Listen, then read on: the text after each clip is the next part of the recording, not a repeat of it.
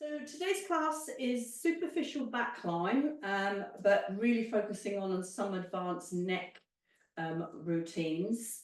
And superficial just means on the outside of the body, and so the muscles all through the back of the body. So first of all, let's just start with an assessment. And if you've got neck issues, if you just look in the mirror, you should be able to see the side that is most dysregulated in the nervous system. So you'll see that the Sterno-cliedo-mastoid on one side might be really fired up. So we're going to try the new vagal releases. And so we're just going to start by just gently pulling on the outside of the ear, pulling it up and out in the shape of the ear.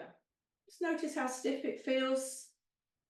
You did it about 3 times. I already got a swallow there. And then you're going to hold on to the earlobe and you're going to pull downwards on a diagonal and slightly backwards, and you're just trying to feel the inner ear stretching.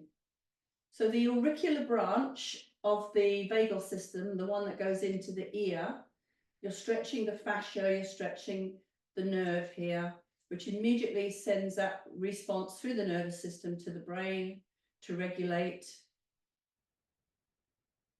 So I like these sort of ones because, you know, if you were sat at a desk or something, you could be doing this and people wouldn't even notice that you're doing it, as opposed to the finger in the ear. So just try the other side and just sort of think, you know, does this ear feel stiffer or does it feel softer than the other side? So for me, this side was definitely quite stiff. This side much more relaxed. So if you've got neck pain on one side, that will be the side that's dysregulated. The muscles are compressing the nerves and you've got active trigger. So you do it about 3 times. So you're trying to feel the stretch of the fascia in the inside of your ear. And then you're going to find the earlobe and you're just going to pull down on a diagonal, but slightly backwards until you can feel the inner ear. And again, 20-30 seconds. And you should be good to go.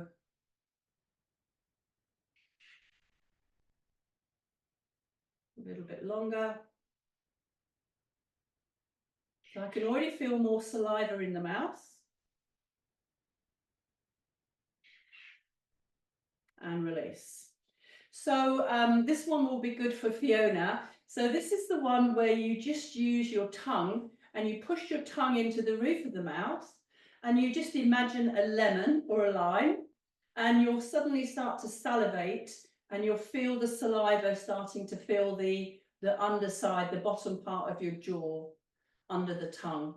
Try not to swallow for the whole 30 seconds or so. While you're doing that, you could be thumb to the lower digit, because we've got 3 digits in the little finger, inside of the lower digit near the nail. You're just gently rubbing with your thumb. So you could be doing that with both thumbs.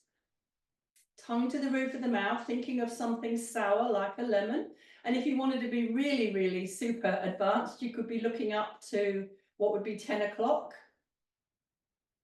So even without moving the skull, moving the eyes, you're letting the saliva fill the bottom of the mouth, you're pushing the tongue into the roof of the mouth. And then you could look away to what would be 2 o'clock. You could play around with eye position. You could be looking down at your right shoulder without moving your skull. You could be looking down at your left shoulder. So the eye positioning is completely separate from what's happening in your neck. Each one of these is a vagal release. So if you put them together, you're going to get a much stronger release. And by now you should have quite a lot of saliva in the mouth. And then when you finish, you swallow. So that saliva response is all part of regulating your vagal system. So let's just come to the Sterno-cliedo-mastoid. So from the middle of the collarbones up to the back of the ear, and just make a fist with your right hand. If you've got rings on, turn your rings in so you haven't got hard metal or stones. And you're just going to start just above the collarbone and you're going to use the flat plane of your knuckles and you're going to stretch the skin and the superficial fascia, the skin and the outer sock of our body, and you're going to slowly, very slowly start to push upwards towards the back of the ear, and you're going to combine that with a very slow rotation of the head. So the blood vessels are at the front of the sterno-cliedo-mastoid, sort of near the trachea and the bones of the neck. So you're more on the deep, thick muscle. You very slowly, so I'm still on one stroke. You're stretching the skin and the superficial fascia, and you're coming up.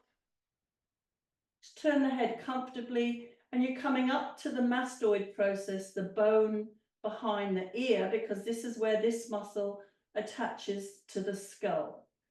All the way up the back of the ear,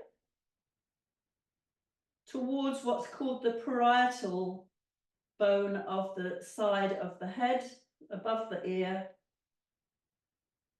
all the way up, even above the ear. You're getting into the hair a little bit, but that's okay.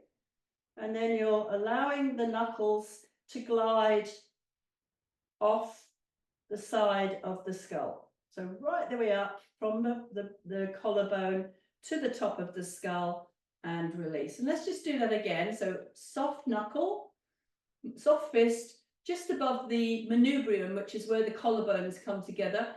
Turn your head away, so immediately you're moving those blood vessels away from the pressure of your knuckles, and you're feeling the stretch of the skin and the outside, the superficial fascia, which is a bit like the wetsuit of our skin, which is covering the body.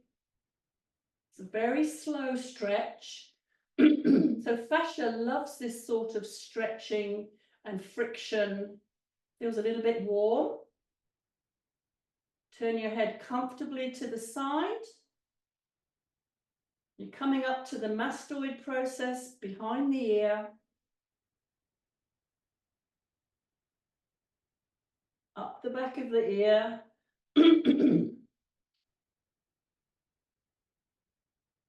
Up the side of the skull. So above the ear, that's the parietal lobe of the skull, and you're coming up and you're releasing. So maybe we'll just do that one more time.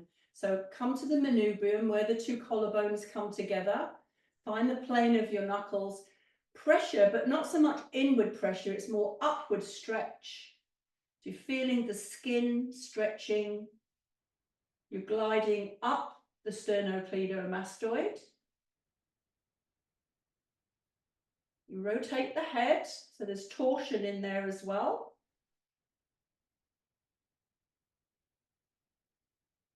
I'm getting some nice deep breaths. I'm getting even more saliva in my mouth. So even this is really signaling the vagal system to relax, to balance. Up the back of the ear. Inside of the skull. And then coming up and off. So fascially, through the neck, we're connected to the skull, and we're connected to our chest and our upper back. It's like a big sack that comes around.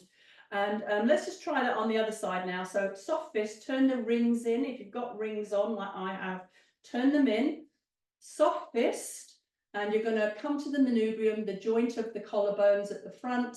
Make sure you're not pushing inwards, you're pushing upwards, and really slow on the first one. So I'm on my stiff side of the neck now, so it's quite a lot of feedback, and very slowly turning the head. Do this super slow.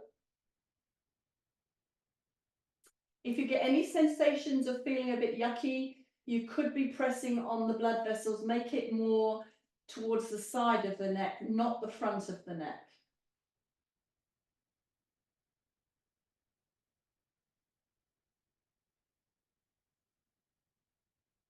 So half of this next session is going to be sitting in a chair, the other half is going to be on the floor. So coming up to the mastoid process behind the ear. You're coming up the bone behind the ear. So there's lots of muscles attaching into this place. You're coming up towards the parietal area of the skull, which is around behind the temples.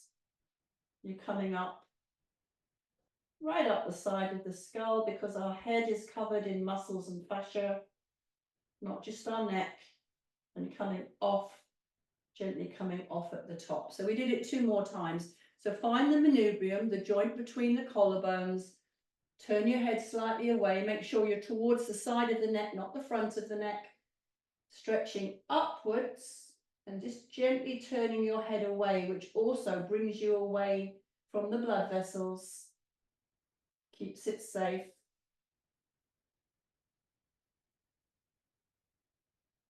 So just stretching these muscles as a way of calming them down.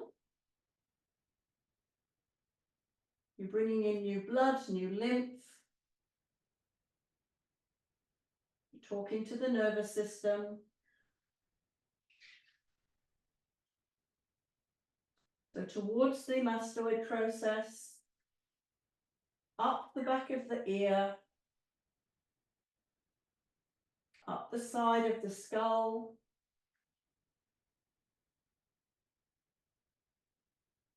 glancing off towards the top of the skull.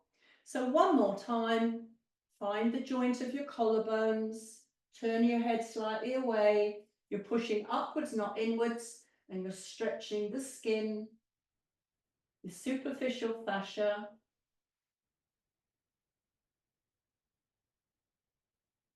So we've got more nerves in our fascial system than we have in our muscles. And fascia is where tension is stored in the body, and the muscles respond to that. But the stress in the body, the primary source is not the muscles, it's the fascial system.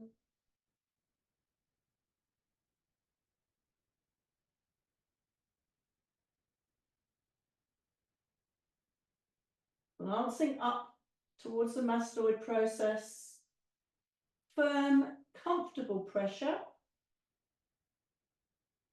Coming up the side of the skull, there's lots of tension in the muscles and the fascia of the skull, even, apart from the neck. So when you have got problems in the body, you always look above and below the area that you've got the pain. So here it's the skull, here it's going to be the chest muscles as well, and the trapezius. Lovely. So just see how your neck feels now. Just doing that one thing, you can feel quite a bit of difference. So now we're going to get our thumbs. We can do it two-handed because there's no major blood vessels here. And you're going to start at the mastoid process. So just hold the skull. Use your thumbs. You could use the lemon if you want to use the ball or the lemon here as well. Or a knobbler if you've got a knobbler. So thumbs pressing into the muscle at the rim of the skull. So you can just feel there's some really strong muscles here. And you're just going to slowly push upwards with your thumbs. So the visual here would be, imagine you're squeezing toothpaste out of a tube of toothpaste. So very slowly pressing in and then pushing upwards. You could drop your head slightly. So you're pushing up. So we're still doing it quite slowly like we did the sterno-cliedo-mastoid. You might notice there's tenderness here. You're coming into the parietal area of the sides of the skull, so above the ear, upwards, into the hair a little bit, until you sort of feel like you're losing traction, and then take the thumbs away. So let's just do that again. Come to the rim of the skull behind the ears. Just support the fingers, the head in the fingers, and then push the thumbs inwards into that deep muscle. And as if you're squeezing toothpaste out of the tube of toothpaste, you're pushing very slowly upwards.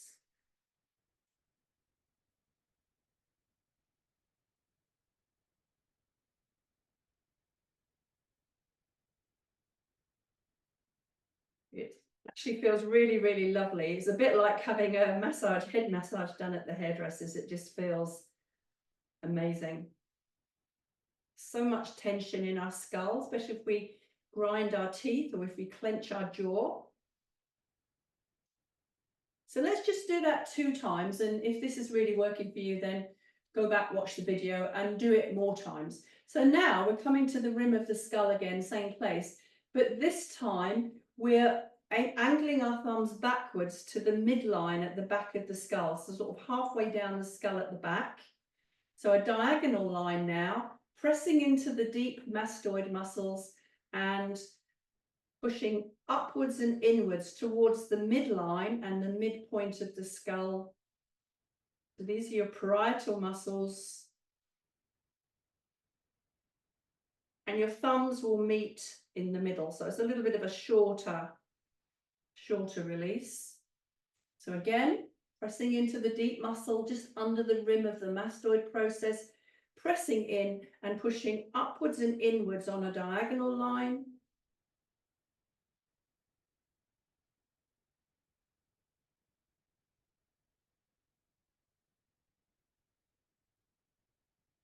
Until the thumbs meet.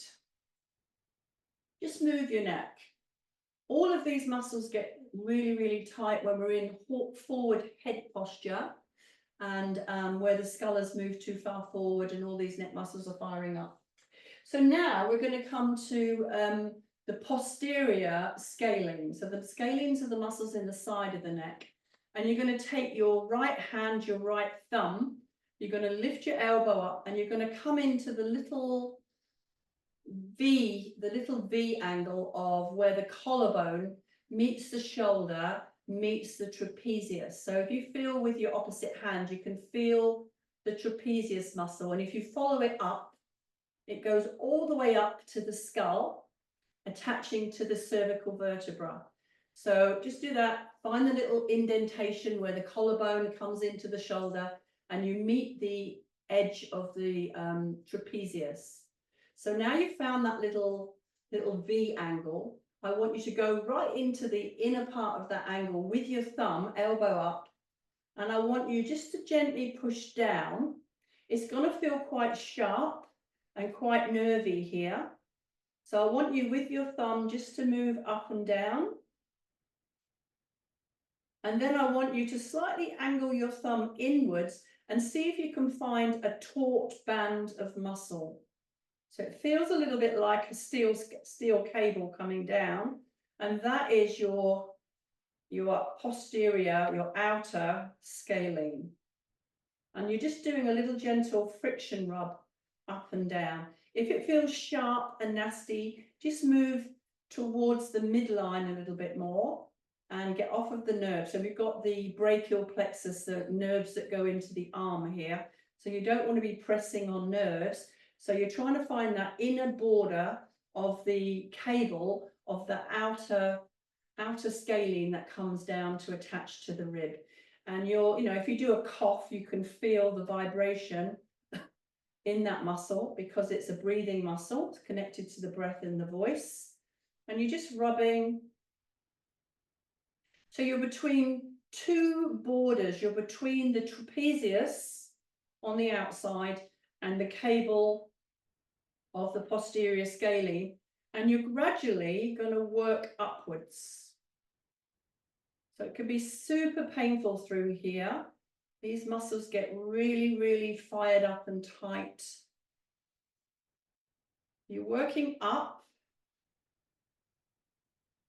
If you find it difficult to go up using the thumb, you could use 2 fingers of your other hand and just see if you can. I find it easy when you lift your elbow up, your trapezius jumps up. So it gives you something to follow, that vertical border of your trapezius. So you should feel a ridge of muscle going up. That's your trapezius coming up into the neck. And you're working up. So you're about 2 to 3 centimeters out. So not the capitis muscles. You can feel the processes of your neck, the transverse processes of your vertebra in your neck, and you're working all the way up to the rim of the skull. So if you want to, if your thumb's getting tired, you could use 2 fingers and you could just do a little bit of wiggling. Could also do a little bit of frictional rub. So the scalenes are in the sides of the neck. They're not the capitis muscles at the back, and they're not the trapezius coming up. You're pushing under that border. So if this elbow is up, trapezius is going to jump up. Okay, try it on the other side. So you find the little V, the indentation. So that's where this outer scalene attaches to the ribs. And then you're going to take the left side thumb to the left side, push down into that little V, and just push inwards. So for me, not so bad on this side, which is interesting, but this is my right hand, so maybe that's a little bit of something to do with it. And so you're trying to find that vertical steel feel. It feels like a cable coming down. So that is they're quite long, thin muscles, the scalenes. So you should feel the trapezius on one side and this long line of muscle on the inside, and you're coming up. Oh, I found a bit that hurts now in the middle. So you've got your trapezius, you've got your posterior scalene, and you're pushing into the outer border of that scalene with your thumb. So if you find anything that's painful, just do a friction rub with your thumb. So for me in the middle here, there was quite a lot of something going on. So that's sort of C3, 4, 5, cervical 3, 4, 5. So quite often that middle portion of our neck is where we get the issues, because we're overacting through the middle of the neck instead of trying to move from behind the ears where we should be moving from. And you're working upwards, and you should feel the bony processes of the vertebra of your neck. You're coming up towards the rim of the skull.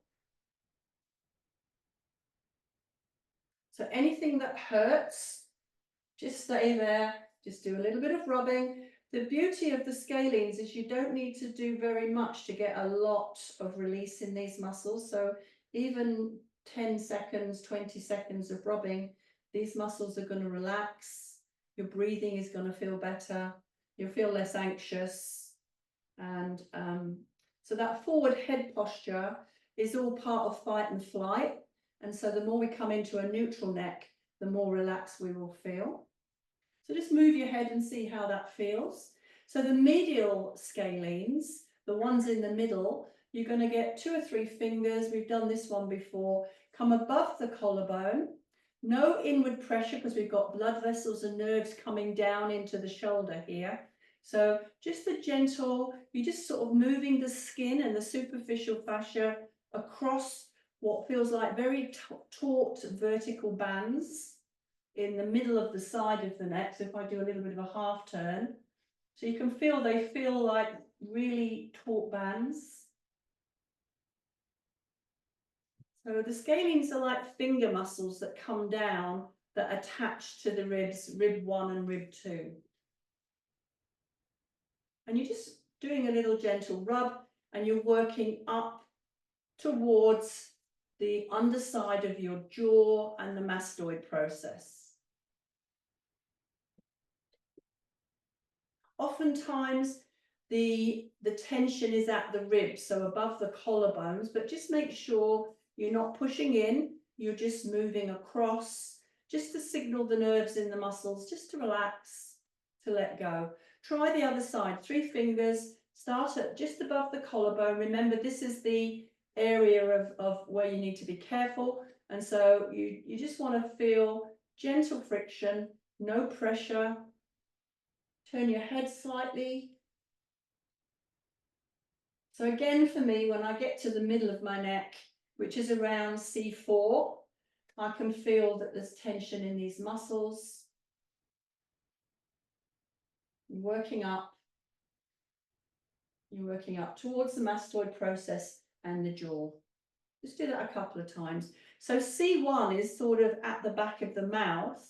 The first vertebra that you can feel at the back of the skull is C2, and C7 is just above that big vertebra, which is level with your shoulders. So you've got C2, 3, 4, 5, 6, 7. And so you can easily figure out which vertebra is the culprit, and the big vertebra is your thoracic one.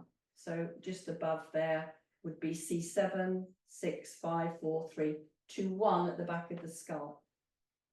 So we've got 7 vertebrae in the neck, but one of them is inside the skull. So that's your scalenes, and just move your neck and just see how that feels. So isometric presses, this is something just to consider. Oops. Sometimes our neck muscles get weak because our heads are in one position for too long, and the muscles start to atrophy and they start to weaken. So sometimes isometric pressure is a really good way to strengthen the neck. So if you know which side of your neck is a problem, so for me it's the left side, you're going to put your hand on the weak side, so you don't need to strengthen the other side. Put your palm on the side of your face, and then you're just gently, very gently, tipping your head towards your shoulder and applying a little bit of pressure with your hands. Iso means equal. So it's equal pressure from the skull, equal pressure from the palm. So the head is pressing into the hand is pressing into the head. It might be a little bit painful to do this. You're doing, you know, periodically through the day, you're doing 10, and it will just calm the muscles, calm the triggers, and start to strengthen up the weak neck. So if you're always on the computer and you're always looking into a certain position, the muscles are going to weaken in that range and they're going to really get unhappy. So you work to the pain side. You should be comfortable. You might feel a little bit like you're moving slightly into discomfort, but you'll notice the more you do it, the better your neck feels. You don't work to the side that's not painful. That would just increase the imbalance. So about 10. So isometric pressure, and it's little and often through the day so that you're countering your muscles not working through certain ranges. So the next one, rotation. So that was tipping the head. Rotation, you put the heel of the hand on your temple, still on the weak side, and your head matches the pressure of the hand, and you're turning your head to the side, and then you're looking forward. And again, you do about 10. So each one of these is working different muscles. So you'll figure out as you do this, which of your muscles are weak. So the rotation, excuse me, is sterno-cliedo-mastoid. The side tipping is more your scalenes, trapezius. Just working to the painful side.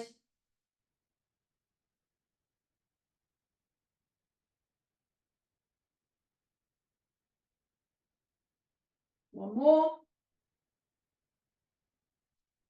Muscles at the back of the neck, the capitis muscles. You're going to link your fingers and you're gently going to push your hands into your head and you're gently looking upwards. And then just ease the head back with the hands into your start position. So you're pushing your head into your hands, you're pulling gently with the hands, you're looking up. There's quite a lot of upper back muscles working here as well. So rhomboids, trapezius, as well as your capitis muscles in the back of the neck.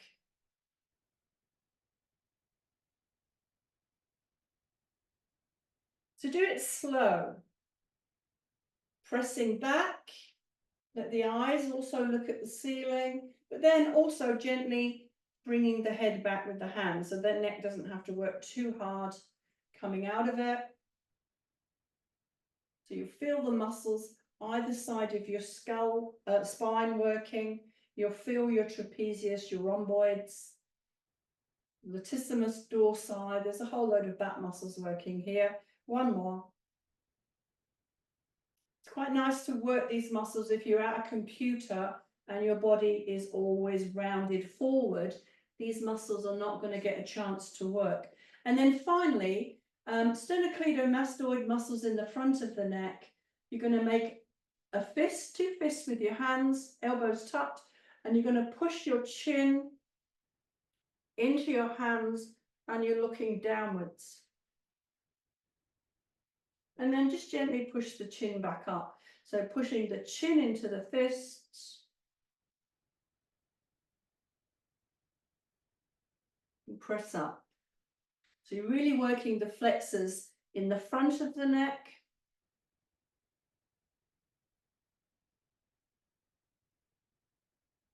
You could allow the skull to move forward. Bring the upper spine in a bit more. If you wanted to get a little bit nuanced, you could put one fist under the jaw, the chin, and you could move towards your armpit. So now you're bringing in capitis muscles, trapezius, levator scapulae, scalenes.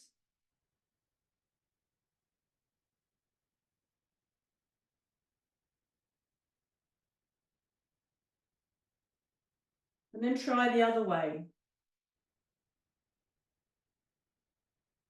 Follow the pain. If it's painful, that's the side you should be doing it to. And maybe if you're doing it in that oblique angle, then you would try it, finish off with a few in the middle, just to balance. So that is isometric exercises. Avoid sitting long positions and be gentle. You don't want to make things worse. Don't do too much in the beginning, just very gentle and gradually increasing it. And you should find that your neck feels much better after you've done that. So now I want you to come off your chair and go to the floor. I'm going to stay on the chair because you can see me better if I'm on the chair. But if you lie on your back with a pillow under your head, and we're going to come to this sub-occipital triangle.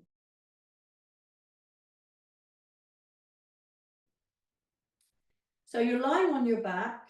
You've got a nice pillow under your head, but not so high that it pushes your head forward. And you're going to start at the prominent mastoid process so that you'll feel the jaw, the skull comes down here at a peak. And then it gradually comes down and then it goes up. So you're going to just put your thumbs under the rim of the skull and you're just slowly sliding inwards. So again, it's a bit like squeezing the toothpaste out of the tube.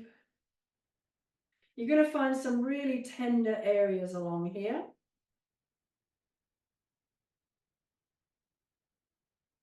You're working your way inwards. Let's just do that maybe 3 times.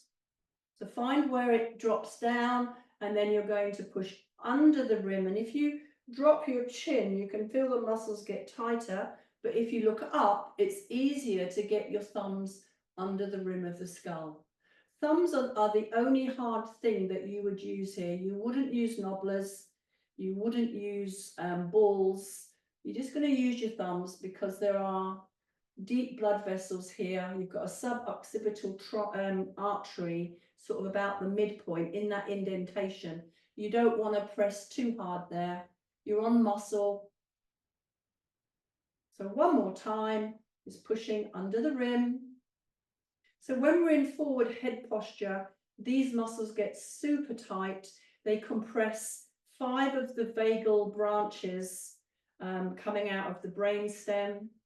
They're going to affect our social engagement. They're going to affect even our faces will look different if these muscles are too tight, and take us into fight and flight and into that fear response. So someone that's fearful goes into that forward head posture just as a reaction to fight and flight. So if you're in that all the time, that's subliminally sending messages to the brain also that you're in fear and you're in a fear response, a fear posture. So I want you now to take your right thumb and just come along the rim of the skull and just feel along and just find anything that feels painful, anything that feels taut. So you might just feel there's like a taut band, and just find a point where there's pain. So I found one, and then you're going to just gently, you're just gently going to roll your head on the pillow. So move the head, not the hands. So you could put your other hand on the thumb just to give that thumb a little bit of help. So if you put your first finger on the thumb that you're using, your thumb doesn't have to work so hard, but you will apply more pressure. And you're just moving your nose right to left. And just breathe. So the suboccipital triangle runs along the rim of the skull. It runs down the length of cervical 2, so about 2 centimeters down, and then it runs up from that vertebra to the bump, the mastoid process, the lower point of the rim of the skull. You can feel there's a triangle of muscles there. So this is much easier if you're lying down. Your arms don't get tired. My arm's getting tired doing this in seated position. Be moving the skull. Use interoception. Close your eyes, go inside your body and really examine the tension in the muscle, the feel of the muscle, the pain, where it's referring to. So quite often this one refers pain into the skull, into the eyes. And just relax for a minute, take the hands away. So C1 is inside the skull. Now with that right thumb, find C2. And just again, or you could use 2 fingers if your thumb wants a break, 2 fingers, one on top of the other, and you're just moving up and down the processes, the transverse processes, the bones coming out the side of C2, and just massage. And again, you could be moving your skull. If you find tension, if you find any pain, you could just add an extra finger, you could hold still, and you could just gently move your nose. So when this triangle of muscles gets too tight, it's going to pull your head forward and into rotation. It's going to compress the cranial nerves coming out of the brainstem, and it's going to cause a whole load of dysregulation in your nervous system. It's going to push you into fight and flight. It's going to affect your breathing, your heart rate, everything.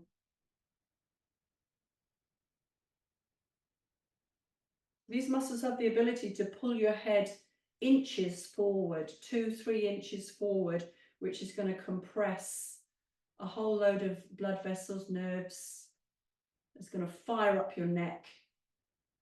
So then we've got the horizontal muscles under the rim, we've got the vertical muscles at the transverse processes, and then we've got the diagonal oblique muscles that run from C2 back to this bump at the back of the ear, the lower part of the, if you feel it comes down at the jaw. So just inside of that, if you find with your thumb, you could use your opposite hand or your thumb. So you're finding now the inner border of that diagonal muscle, and you're pushing right into the middle of that diagonal muscle. So you could put 2 fingers, one on top of the other. You could add a 3rd finger, and you're just pressing. You could use your thumb.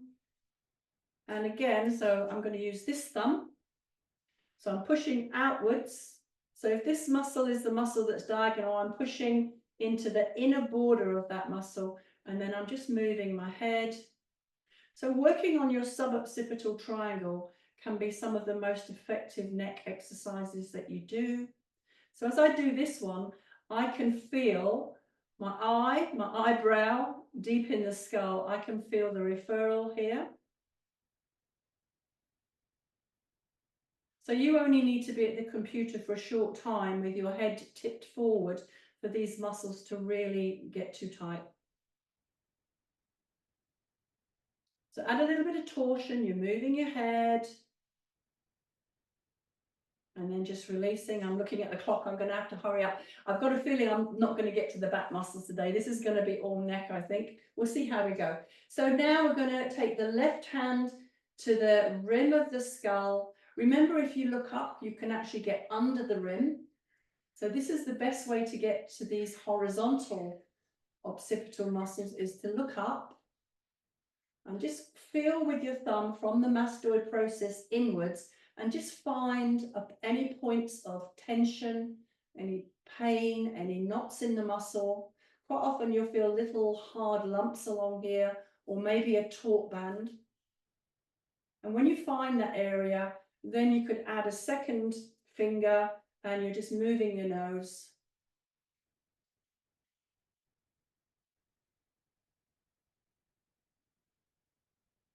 And you're just applying pressure under the rim. So in this horizontal band of muscles, you're not pushing on the artery. The artery is very deep, very hard to get to from the outside, and fingers are fine, but you wouldn't use a knobbler. You wouldn't use any hard massage tool, a gua sha tool, or anything in here, just thumbs. And you're just really taking notice of the tone of the muscle, what it feels like, where the pain is. So just bringing just this one thing of bringing your C1 and C2 back into their correct alignment, decompressing the nerves coming out of the brainstem is going to change, you know, everything about how you feel, your social engagement, regulate your body, hopefully calm down your neck muscles. So then we did the vertical muscles. So remember, 2 centimeters down is C2, and with your thumb, you're pushing against the transverse processes, the bones that come out at the side of the neck. And you're just, again, you're just moving your head up and down, side to side. You could add an extra finger just for pressure. So if your thumb is getting tired, put another finger on top of the thumb, or you could switch it around and put a middle finger of this hand and the thumb on top of that, and just work into the muscles.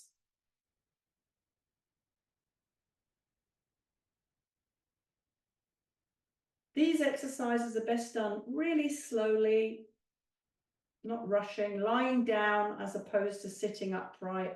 Much better. The arms don't get tired. Just explore the feedback that you're getting, interoception. Your body is trying to tell you that these muscles are unhappy, but maybe you've learned to screen it out because it's been going on for a long time. So then we're coming to the oblique angles, the muscles that come out at an angle. So from C2 back up to the mastoid process, where you feel the bone of the skull drop down, you've got that diagonal muscle. You're on the inner border of that diagonal muscle. So maybe your opposite thumb or finger. So I'm using my middle finger here with the second finger, and I'm just pressing.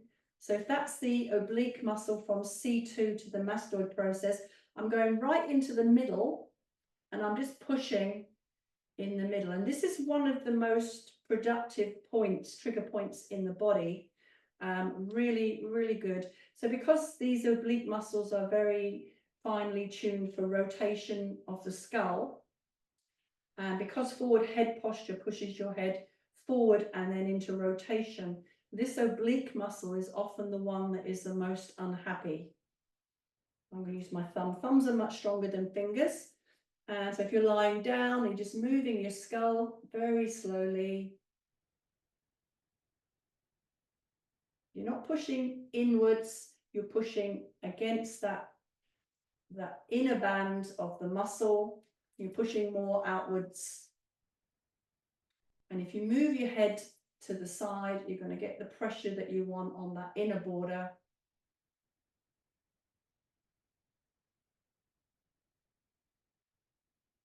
Focus on the breath.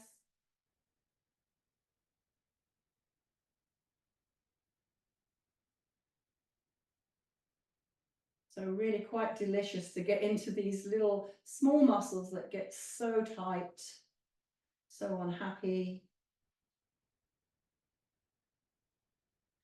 and releasing. So let's just do 2 fingers either side. Let's just do a bit of a friction rub along the rim of the skull. We're looking up. You could put one finger on top of the other.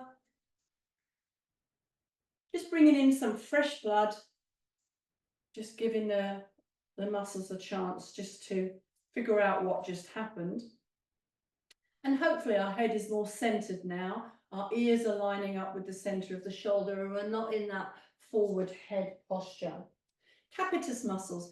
Doing the sponging in a lying down position is a much nicer way. So we've got the right hand holding the back of the neck, and we've got the little finger, the ring finger, the middle finger, the first finger, pressing into those transverse processes at the back of, at the side of the neck, but really pushing into that thick band of muscle that runs down either side of the spine. So these are your capitis muscles. Then you're going to put your free hand on top to apply pressure. And then if you're lying down, just gently moving your nose right to left, you're going to figure out pretty quickly which vertebra in your neck is unhappy. So the one coming out of the skull is C2, C3, C4, C5. So quite often 4 and 5 are unhappy because we're recruiting our neck from the middle of the neck instead of rotating the neck from level with the ears. So our neck is designed to move from C1 and C2, but oftentimes with computers and things, we're really bending our neck from halfway down, and that's not really great for the neck if it happens too much. So if you've figured out, you found some unhappy trigger points, just keep squeezing, keep moving your nose, bringing in that torsional release.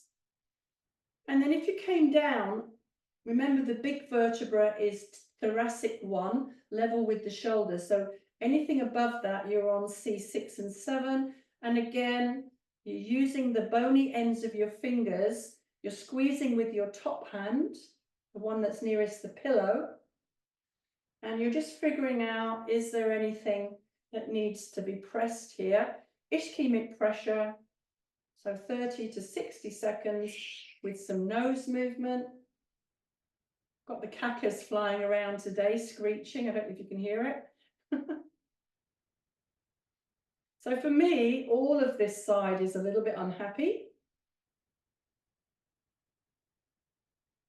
So then you open out your hands, you can give them a little bit of a shake, and then left hand, so C2 just below the rim of the skull, and then you're holding down that thick border of muscles, you're pushing into the transverse processes into the muscle, and then your right hand is going to squeeze and you're lying back on the pillow and you're moving your nose right to left. And again, you're trying to use interoception to figure out which vertebra in my neck, where are the trigger points. So for me on this side, I can clearly tell C4 and 5. They're the ones, so the classic ones. So I'm just pressing, I'm squeezing with my outer hand, should be the right hand if we're all doing the same thing. And you could come down to level with the shoulders, and you'll notice the muscle gets a bit thicker as it comes towards the shoulder girdle. And for me, C5, 6, and 7 are pretty unhappy on this side as well. So you're using torsion, you're moving your nose, you're doing it really slow, and you're exploring. You could move your nose up and down, you could look towards your armpit, you don't have to just do right to left, and just figure out which movements give you the right torsion, the right amount of release. And just releasing. So you could finish that with some sponging. So put the left hand underneath, right hand on top, just squeeze and just gently pull up and then relax. As you squeeze and pull up, breathe in. As you breathe out, relax and let the body relax and release. So squeeze the water out of the muscle, pull upwards towards the occiput and then relax. One more, squeezing and pull up, So we're really releasing the right side of the neck if you're using the left hand, and release. So now switch the hands over, right hand at the neck, left hand on top. So now we're releasing the left side of the neck. You're going to squeeze up, squeeze and pull up, breathe in, breathe out and relax. Breathe in and squeeze and pull up. Breathe out and relax. Breathe in and squeeze and pull up. Relaxing. One more squeeze, pulling up.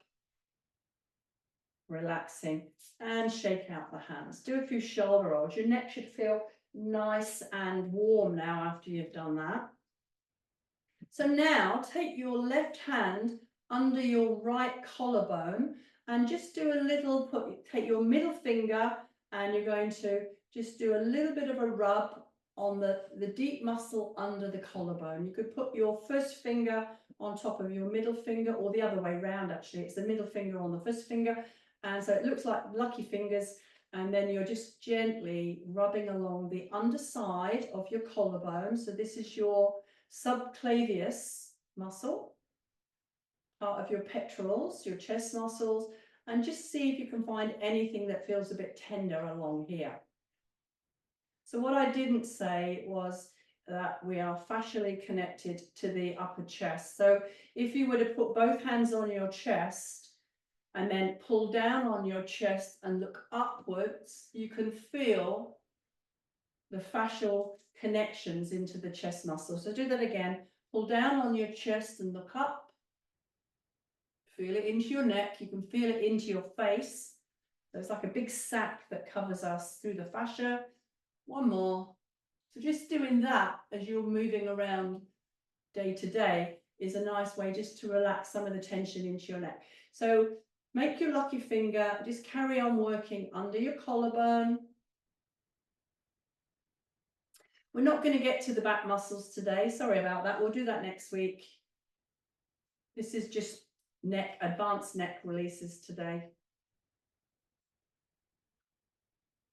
Do the other side. So make your lucky fingers and you're just working under the collarbone. So there can be some really unhappy triggers along here.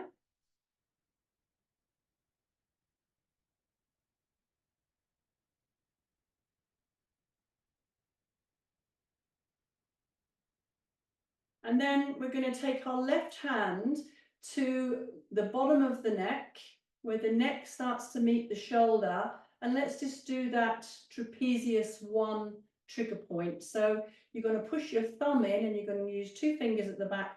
You're going to grab the muscles.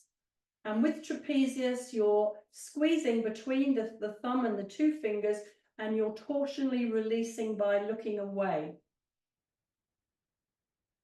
So squeeze and rotate away. It's not a pleasant release, but it is universal trigger point number 2. So everybody is tight here, and it's the second tightest place in the body. Maybe you're feeling referred pain into the skull, into the neck. So do at least 10 of these. I can feel it into the parietal area. I can feel it into my temple, ear, and eye.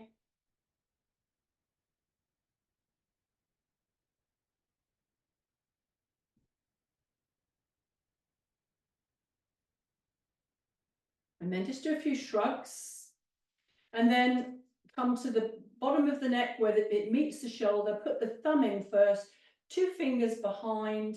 Squeeze, I call that the snake bite. And then you're turning away. You do about 10.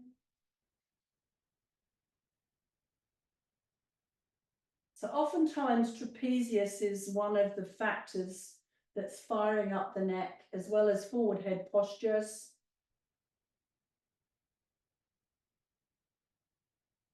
Make sure you're breathing, you're thinking calm thoughts. You're not moving into too much pain, because this one is a painful release. Couple more. Last one. halfway up the neck. This is levator scapulae. So you could hold the neck and use your thumb. And then with levator scapulae, you're turning towards the side that you're using pressure. So it's left thumb and I'm turning to the left. So you're in the deep muscle, halfway up the side of the neck. Just move the thumb around until you find anything that feels a bit tender. So it's really about C4, C5 area in the deep muscle.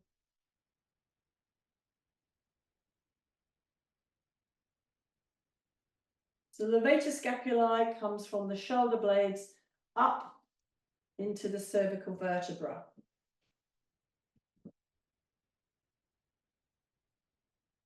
Try the other side. So halfway up the neck, in the thick muscle at the side, right thumb, right side of neck, other fingers behind the neck. And again, you're just turning towards the elbow on that raised arm. So this side for me is a lot more unhappy. I'm right-handed. Often right-handedness, left-handedness has got a part to play. So maybe my right shoulder blade is being recruited a little bit more. Things like that. Gardening, stuff like that.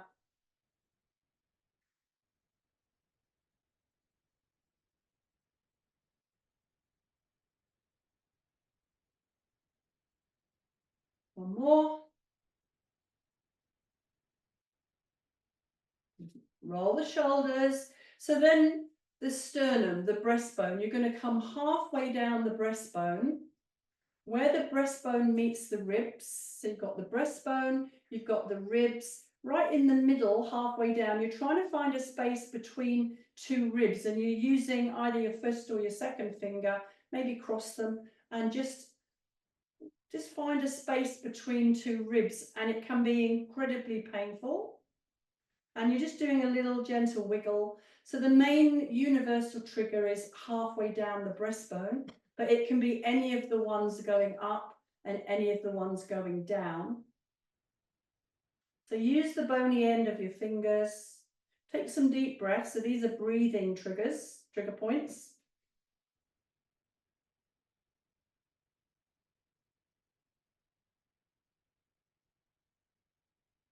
And then another place I would try would be the middle of the collarbone. Come down about 3 fingers with your thumbs, minor pectoralis. Again, you're trying to find the space between the ribs. So midpoint, middle of the collarbone, there's a trigger point about 3 or 4 fingers down, and there's another one a little bit lower. So just work up and down until you find anything that feels a bit painful. So maybe you're just moving your elbows as you do these. So this trigger point area is really good for relaxing your shoulder girdle, allowing your shoulders to go back into their better position, allowing the shoulder blades to sit more flat on the rib cage. Maybe now just 2 or 3 fingers on the outside of your armpit and just dig into the muscle with the finger, the bony ends of your fingers, and just see if you can find pectoralis major trigger points. So round the front edge of there's a cluster here around the front edge of your armpit. You could apply pressure with the other hand if you found anything that's painful. Could use a ball. Very painful through here. So chest muscles. The pectoralis major are auxiliary breathing muscles. We should be using our diaphragm, but they're more arm muscles that we use when we're using our arms, but they can be used for breathing as well. Try the other side. Just in front of the armpit. Little tiny circles, or use a ball. Okay, so just to finish, let's just do a thoracolumbar release. We've got our elbows tucked into the sides of our rib cage. And even though you're lying down, you just take your thumbs towards the floor and you look up. And then you release. So you breathe in and you look up, You move the thumbs out, keep the elbows touching the ribs, or you could come into a seated position if you think you want to get a little bit more. So you breathe in as you look up, expand the ribs. Breathe out as you return to the waiter position. Breathe in, breathing out, one more, breathing in. So really good exercise to do if you've been sat at the computer for too long. Just roll the shoulders, move the neck, and you've just done some really advanced neck work.